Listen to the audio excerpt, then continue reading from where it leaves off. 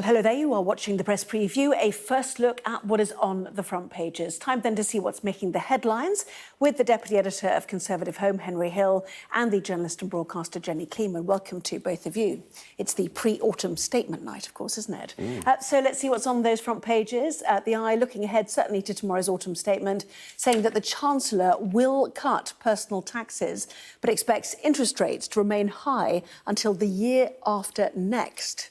The Guardian says Mr Hunt has given in to party demands for tax cuts in a bid to revive the economy. The Times says his announcements will benefit workers and businesses. The Metro leading with the deaths of 4 teenage boys in North Wales in what it calls a tragedy on a lads' camping weekend. Well, The Sun pictures all 4 boys in its front page with the headline, "So Young." That tragic story is also the lead for tomorrow's Daily Mail. And meantime, The Star tells us that punk rockers, the Sex Pistols, have declared themselves fans of Sir Cliff Richard, even if the feeling may not be that mutual. By scanning the QR code you'll see on screen during the programme, you can check out the front pages of tomorrow's newspapers while you watch us. So let's head then to Henry Hill and Jenny Kleeman with our look ahead to the autumn statement. What do we know so far? Where do we start? Henry? So the big sort of economic story is that Jeremy Hunt appears to be making full expensing permanent. Now, this is a big business cut. This is The Times now, isn't it? This is from The Times. Interestingly, there's a contradiction with The Guardian, because The Guardian says he's only extending it for 1 year, but I think he's making it permanent. Effectively, that means that on qualifying investment in machinery, new technology and so on, businesses will be able to claim 100% of that expenditure against their corporation tax bill. That's been something that's been in demand for a while. It was introduced as a temporary measure during the pandemic, but the argument from sort of tax economists has been, if you want to get the full benefits of full expensing, it needs to be permanent, because that's the only way it really actually changes how businesses invest, rather than simply moving existing investment around.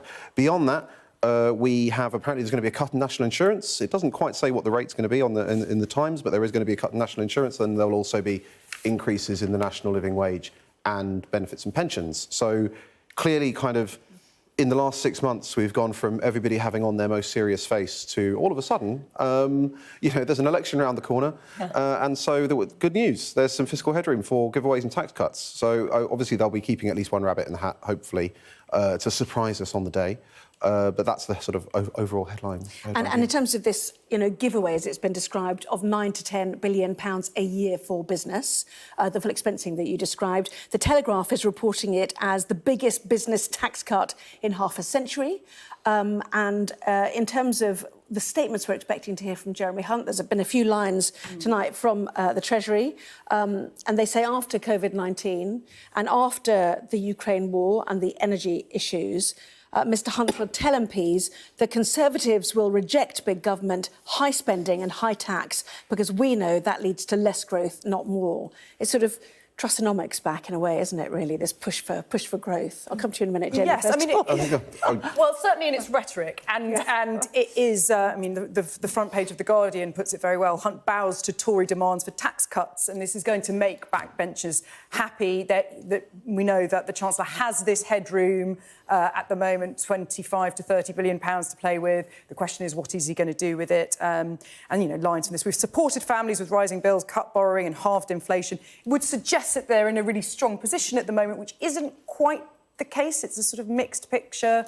Borrowing for October being greater than predicted, even though borrowing from across the year is lower. So it's not quite the strong position, the ideal strong position that he would like to be in before giving these tax cuts away. But, The Guardian saying 110 measures are going to be announced tomorrow to boost Britain's stagnant economy. Yes, indeed so. And we have to remember why there is headroom. It's because wages have been going up, because inflation has been soaring, but hitting hard thresholds of income tax, which gives the Treasury more money, doesn't it? Apart from the debt interest, which obviously is very expensive for the government right now. Oh, no, absolutely. Fiscal drag. The Conservatives really wanted to do the sort of a big thing for workers. They could index link tax thresholds. This is one of the kind of explain that to that means basically pegging income tax thresholds to inflation. Which used to be the case in the distant past, because currently it is the case, as you say, especially in periods of high inflation, that people can be earning in real terms the same money or less money than they were a couple of years ago, but they'll have been dragged into a higher tax band. And all of this has to be weighed against that so-called stealth tax. Now, it's interesting about the Trustonomics thing because it's got a slightly meme quality to it, doesn't it? Because you can talk about low tax and small government, but taxes are still at historic highs. Full expensing, if they do full expensing permanently, that is a really substantial shift in how we tax business. So this is part of machinery you might buy, investment in tech, for example. Precisely, and the whole point of that, and the reason that it needs to be permanent, is that if you only the big companies that make really substantial investments, or could, they operate on longer investment planning horizons than 3 years. So if you only have a temporary one, all that happens is those businesses will take investments they were going to make 2 or 3 years down the line and they'll make them now. Whereas if you actually make it permanent, then they can start planning around it. So that's actually really substantial if he does it. But for the rest of it, yeah, the Tories, they did a graphic today or yesterday where they were like, it's either us or high taxes under Keir Starmer. This is something the Tories did to great effect in the early 90s. But that worked in part because Major had kept taxes low, right? Whereas when taxes are already at historic highs, the idea of vote Labour to get high taxes is just not quite as terrifying as maybe it would have been in different circumstances. But sorry, as Conservative Home, do you support the reduction in taxes in whatever form they come? I mean, I support taxes. I support tax cuts on a case-by-case basis. Full expensing is a great policy, and if he makes full expensing permanent, that is probably the best economic policy decision this government has made in the course of this Parliament, for sure. The rest of them, cutting national insurance is nice for people, but on the other hand, how are you going to pay for things? Because he's increasing welfare, he's increasing pensions as well. Pensions would have been the obvious thing to try and get some savings out of, but they haven't done that. So this is the problem for low-tax Conservatives, is everyone's in favour of low taxes. But then you actually have to balance it by cutting some spending. And they've got far fewer explanations for how they're going to cut the spending. And that's obviously what undid Liz Truss as well. She did all of these. I sat there at the Tory conference with people with a notebook trying to work it out when she was like, we're going to do this many tax cuts. And it's like, OK, let's see if we can get the savings.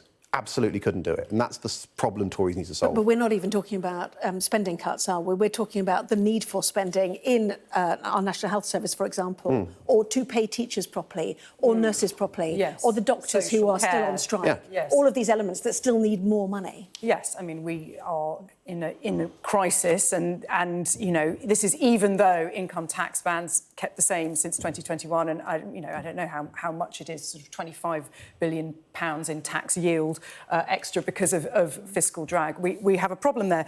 I mean, what is interesting also to me today was the announcement that came today, the kind of early announcement about the increase in the minimum wage, and also that 21-year-olds will be eligible for it. And this is really going to make a difference to a very large number of people. But this is being dressed up as a way of getting people into work, a way of getting people off benefits, and as a sort of double whammy, even though this is going to cost the government quite a lot and will amount to a £2,300 pay increase for the youngest people who will be eligible for this pay rise. They are able to kind of balance it somehow by saying we will not be paying them benefits elsewhere. But yeah, I mean, it's not like there's nothing for the government to be spending money on. We're in desperate times at the moment. Yeah, £10.42 to £11.44 from April next year, pre-announced. Bank of England, though, forecasting a stagnant economy in 2024. The Eye talks about the cut of personal taxes, but interest rates to remain high until 2025. Presumably that's because inflation will have a tail on it. Is that right? And it should be very slow to drop. Yeah, absolutely. And I think also the bank is trying to expectation manage, because we're not going back to how interest rates were.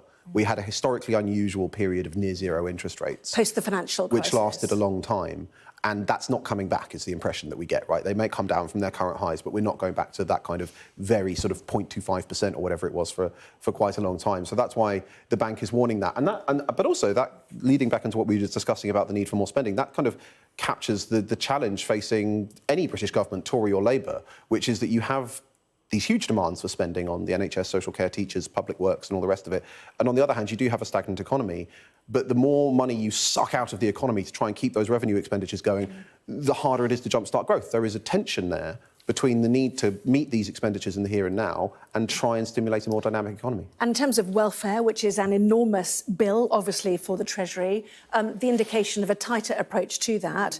For example, those with mental health or mobility issues will be told to look for work that they could do from home, for example. Even being asked questions of, will you remove somebody's bus pass? There'll be squeezes on things in order to get people to do that. So, I don't know how you feel about that. Well, I mean, I don't feel very good about that, the idea of you're going to remove someone's bus pass to incentivise them to work from home. That was a question rather than an answer.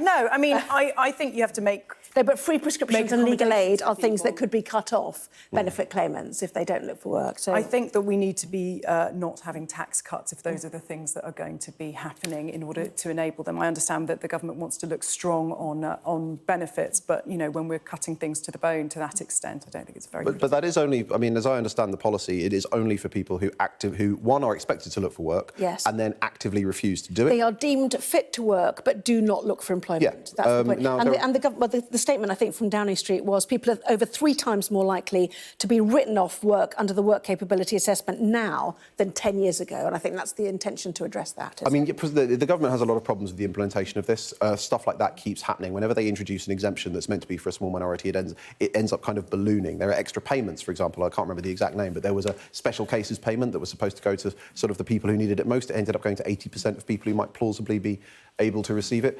The problem with all of this stuff about fine-tuning the benefit system is it costs money to do, right? Yeah. It's difficult to do this kind of hard means testing. You need to have an awful lot of inspections. So the question is really, is it actually going to save money if you consider the fact that you'll have to have more DWP staff, more inspections and everything else versus the number of claimants? Now, the Treasury will have done the numbers and maybe that will balance out, but it's always that's always the invisible cost of this kind of thing. OK, well, obviously, full coverage of that. 11 o'clock, our coverage starts about 12:30. We're expecting him to get on his feet. A number of newspapers are sort of with a sort of lingering headline, trying to work out what's happening in Tel Aviv. The Times, The Guardian, the Financial Times as well, with a picture there about this potential hostage deal, Jenny.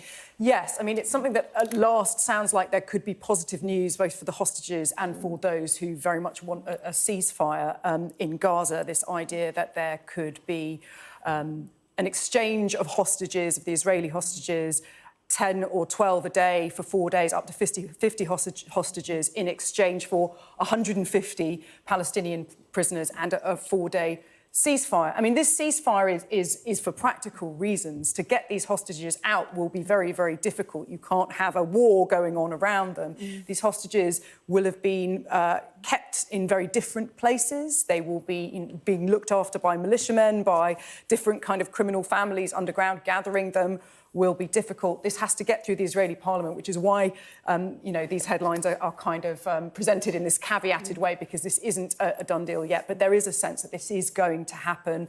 The US very much in favour of it happening. Something has to give. I mean, it's been 6 weeks now and there are 230 hostages, but it's thought that it's women and children on both sides that will be released. Yes, certainly keeping an ear to the ground for any developments on that. Both of you stay there. Lots still to discuss, including looking at some of the failings identified in the investigation into the disappearance of Nicola Bulley.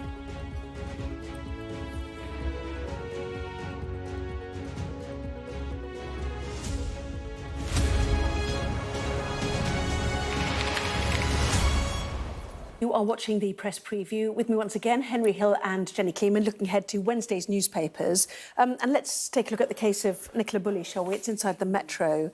And this is the examination into the police handling of it. This article suggesting that the behaviour of a diving expert caused challenges to the investigation. So parts of the investigation criticised, other parts, they say, like, for example, believing her body was in the water and almost to the day predicting when her body would be discovered, was praised. But it's a bit difficult for police, some of this.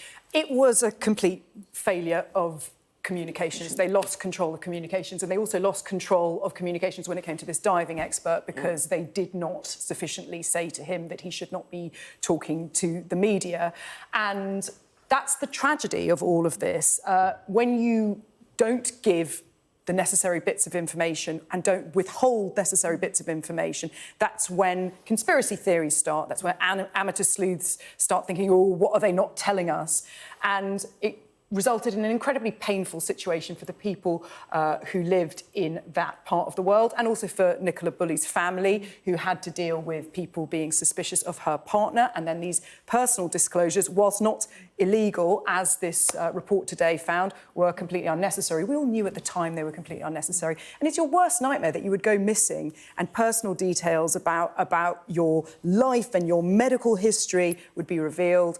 I really feel for her partner and her 2 daughters who had to go through all of this. And it was all totally avoidable. It was a really unedifying, awful time in January when she went missing, where all of this amateur sleuthing took place. And it seems to be the case that all of this could have been avoided if they just thought in a more intelligent way about how to handle the messaging. And all the video bloggers who turned up and all of, you know, the amount of traffic it generated was really extraordinary, wasn't it? Should we go to the Times? The announcement today that Top Gear would be rested or laid to rest, as some suggest. Henry?